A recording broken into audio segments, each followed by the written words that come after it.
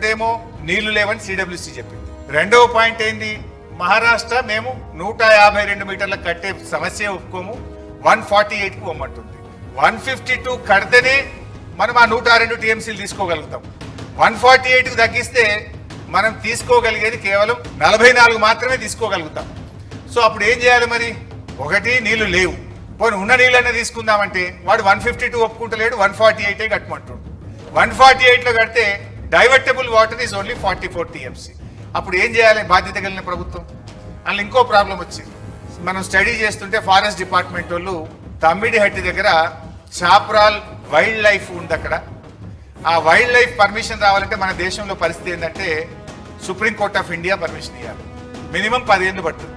అక్కడ మనం ఒక ప్రాజెక్ట్ కట్టాలంటే వైల్డ్ లైఫ్ క్లియరెన్స్ తేవాలంటే మినిస్ట్రీ ఆఫ్ ఎన్విరాన్మెంట్ ఫారెస్ట్ నుంచి సుప్రీంకోర్టుకు పోయి తేవాలంటే 10 ఏళ్లలోపు భారతదేశంలో వైల్డ్ లైఫ్ క్లియరెన్స్ ఎక్కడ కాలేదు.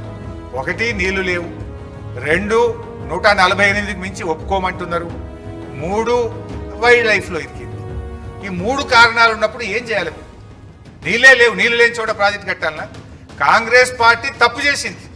నీళ్లు లేని చోట, వైల్డ్ లైఫ్ సమస్యలో ఉన్న చోట, అంతర్రాష్ట్ర ఇబ్బందులు ఉన్న చోట ప్రాణహిత చేవలను ఇరికిచ్చి తెలంగాణకు అన్యాయం చేసింది నాటి కాంగ్రెస్ ప్రభుత్వం.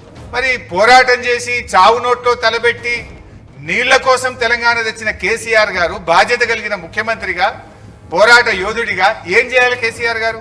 నీళ్లు ఉన్న చోటకు ప్రాజెక్టు మార్చాలనా వద్దా?